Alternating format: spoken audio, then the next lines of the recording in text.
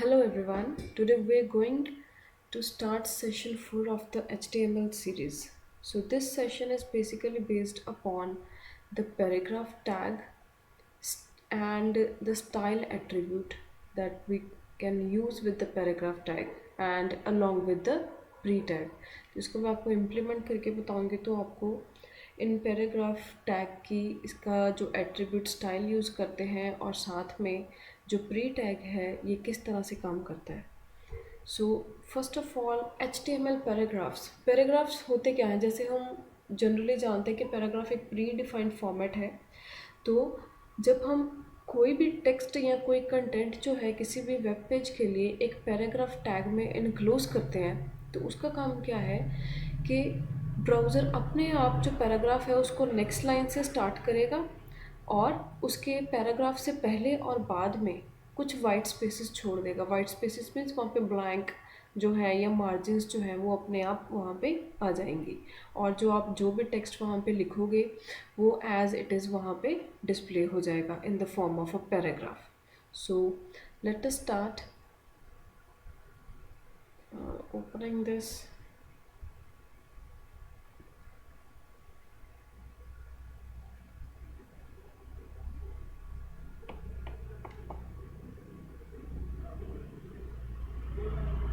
So here is the code. So let us start. सबसे पहले हम सिंपल एक स्टाइल एट्रीब्यूट को यहाँ पे मैं आपको रिप्रेजेंट करके बता रही हूँ। वैसे स्टाइल जो है वो हम कास्केडिंग स्टाइल शीट्स में इसको यूज़ करते हैं CSS में।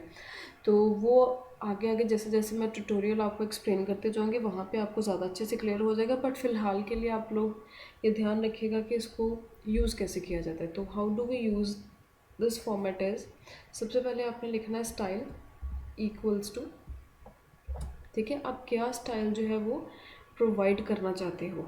ठीक है, तो यहाँ पे सपोज मैं सिंपली दे रही हूँ कि कलर जो है that is red quotes close,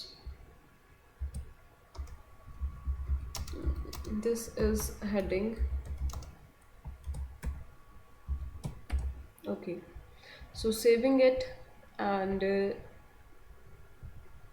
then opening with the Google Chrome. You can use any browser. Okay, so here is this is the heading.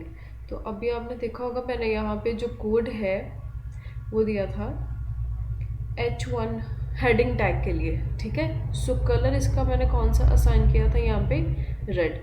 So this is a heading. So I think आपको ये clear होगा क्योंकि H1 tag था तो size उसका वैसे सबसे बड़ा आना था और कलर रेड स्पेसिफाई किया गया था इसलिए वो रेड कलर में डिस्प्ले हो रहा है। तो आपको ये फॉर्मेट जो है वो याद रखना है। सो फॉर्मेट क्या है, सबसे पहले आप स्टाइल वर्ड लिखोगे, then equal sign, double quotes में आप इनक्लोज करोगे इसका जो पैरामीटर्स क्या है, कलर, कलर कौन सा होना चाहिए रेड, और उसके बाद आपने यहाँ पे सेमीकोलन जो है वो ऐड करना है। ठीक है, quotes close and angular bracket close. So I hope कि आपको यहाँ तक क्लियर है। So next moving on to the paragraph tag. So I am removing this. So let us start with p tag, that is a paragraph tag. Suppose आपने कुछ statement लिखी है, this tutorial is based upon basic implementations of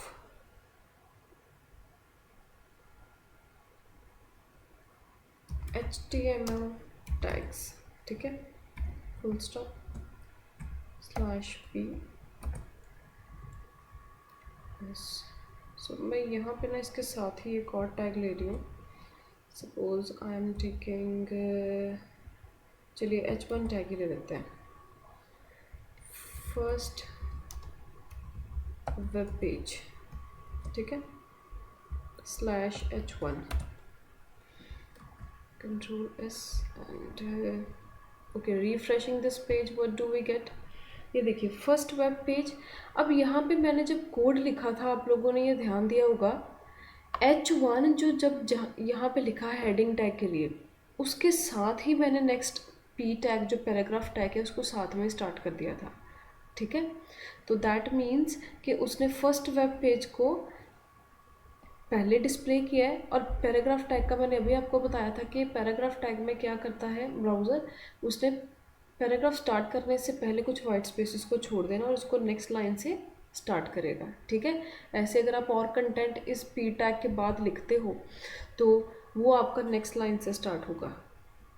so I hope कि आपको ये इतना clear है। तो इसको इम्प्लीमेंट करके देखिए, कुछ थोड़ा बहुत टेक्स्ट में या लिखने में तरीका चेंज करके देखिए, आपको ज़्यादा अच्छे से क्लियर हो जाएगा। So next is doing some style with the p tag. So paragraph tag में आप कौन कौन से स्टाइल्स को इम्प्लीमेंट कर सकते हो। सबसे पहले जैसे अभी हमने किया था colour, suppose let us take here colour, चलिए ब्लू ले लेते हैं। ठीक है, this is paragraph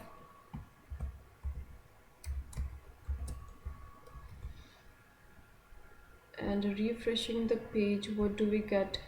The blue color. Okay, तो ये हमने पैराग्राफ में फर्स्ट स्टाइल अप्लाई किया। अब हम चाहते हैं सेकंड कंटेंट और इसमें ऐड करना, that is font family. Font family क्या होती है, मैं आपको एमएस वर्ड से ज़्यादा क्लियर करती हूँ, जस्ट वेट।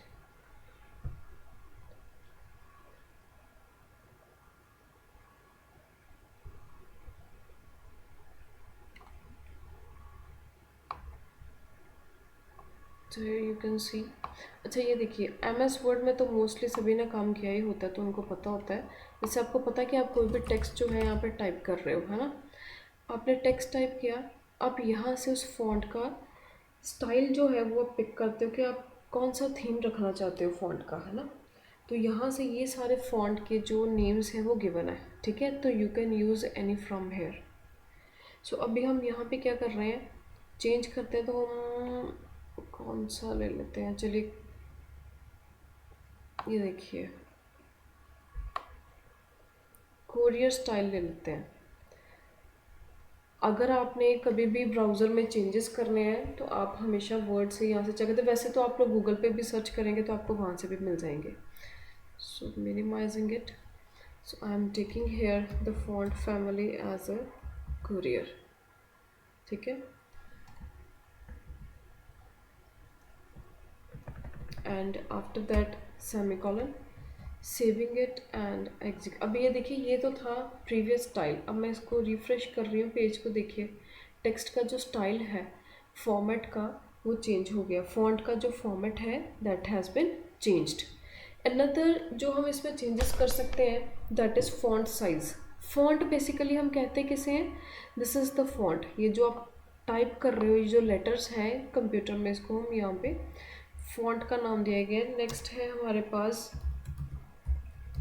Font size. सो फॉन्ट साइज़ सपोज मैं ऐसा करती हूँ कि इसको डबल साइज़ कर देते हैं, तो इसको 200% ले लेते हैं। ठीक है, सेविंग इट, ये ध्यान रखिएगा कि जब भी आप कैटेगरी लिखते हो यहाँ पे आपने कॉलन लिखना है और साथ में उसकी जो भी आपने वैल्यू देनी है, टाइप देनी है, फिर then semicolon, then again next उसकी जो कैटेगरी आएगी और उसके साथ में value. So refreshing the page, अब आप देखिए साइज़ जो है वो उसका डबल साइज़ हो चुका है। Next is alignment of the text. ठीक है, सो यहाँ पे हम लिखेंगे टेक्स्ट अलाइन। वैसे ये सारे जो फीचर्स हैं आप डिफरेंट टैग्स के साथ भी ये स्टाइल को यूज़ कर सकते हो, तो आप एक बार करके देखिएगा, आपको ज़्यादा अच्छे से क्लियर हो जाएगा। सेंटर में सपोज हम इसको कर रहे हैं,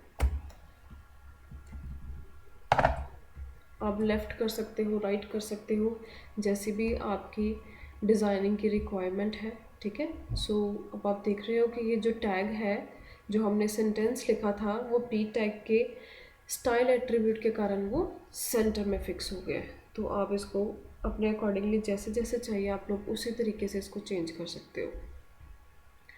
next one is suppose sometimes क्या होता है कि जैसे यहाँ पे लिखा है, हमने एक पी टैग लिया है, ठीक है,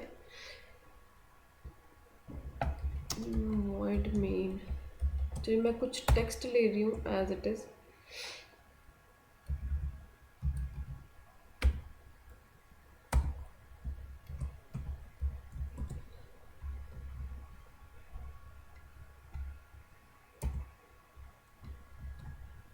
आप इसके, मैं चाहती हूँ कि जो पैराग्राफ टैग के अंदर मैंने जैसे जैसे कंटेंट लिखा है, जहाँ पे जैसे स्पेस दी है या जो फॉर्मेट उसका यूज़ किया है, नेक्स्ट लाइन में आ रहा है या उसके बाद स्पेस है या पहले, वो एज इट इज़ ही प्रिंट हो जाए। जैसे कई बार आप कोई राइम्स लिख रहे, कोई पोएम लिखी है आपने, एनीथिंग, आपने कोई फॉर्मेट लिखा है, कोई फॉर्मूले का तरीका लिखा है, जो आप चाहते हो कि जैसा है वो वैसा ही प्रिंट हो, तो वहाँ पे देखिए क्या चेंजेस आते हैं। अगर हम इसको पी टैग में इनक्लोज करते हैं and we refresh the page, अब देखो ये सारा का सारा एक ही लाइन में आ रहा है ना, तो वो जो फॉर्मेट था वो हमारे पास नहीं रहा। तो हम चाहते हैं कि ये बिल्कुल इसी तरीके से प्रिंट हो जैसा मैंने लिखा है, यहाँ पे टाइप किया है। तो उसके लिए जो हम टैग यूज़ करते हैं that is pre tag. Pre tag means pre defined format, कि जो भी आपने जैसा भी टाइप किया होगा वो बिल्कुल वैसे ही आपका डिस्प्ले हो जाएगा वहाँ पे स्क्रीन पे। So let us refresh. अब देखिए जिस तरीके से लिखा गया था वैसे ही उसने प्रिंट किया है। यहाँ पे वॉइड में था क्योंकि वो प्री टैग के बिल्कुल साथ ही यूज़ हो रहा था। यहाँ पे हमने कितनी सारी स्पेस दी हुई है और इसीलिए वो यहाँ पे स्पेस दे रहा है। अब अगर आप अपने अकॉर्डिंगली इस पर चेंज करना चाहते हो, सपोज ये इसको थोड़ा सा कम कर लेते हैं स्पेस को, रिफ्रेश करेंगे तो देखिए ये उतना ही पीछे आ रहा है। तो अगर आप, कुछ कंटेंट ऐसे हैं जो हम चाहते हैं कि जैसा हम उस जिस फॉर्मेट में उसको टाइप करें और वो वैसे ही डिस्प्ले हो उसी फॉर्मेट में, तो वहाँ पे आप अपने कंटेंट को या अपने टेक्स्ट को आप प्री टैग में इनक्लोज कर सकते हो, ताकि वो आपका जो डेटा है वो एज इट इज़ ही वहाँ पे डिस्प्ले हो। आई होप आपको ये फॉर्मेट्स आज क्लियर हुए होंगे। तो एक बार आप लोग इसको इम्प्लीमेंट करके देखिए, क्योंकि जब तक आप इम्प्लीमेंट नहीं करोगे आपको क्लियर नहीं होगा कि वो काम कैसे कर रहा है। So do subscribe the channel so that कि जो नेक्स्ट वीडियोज़ हैं वो आप लोगों को साथ साथ में पता चलती जाएँ। Thank you for watching and do implement them, क्योंकि जब तक आप खुद नहीं करोगे तब तक आपको अच्छे से क्लियर नहीं होगा।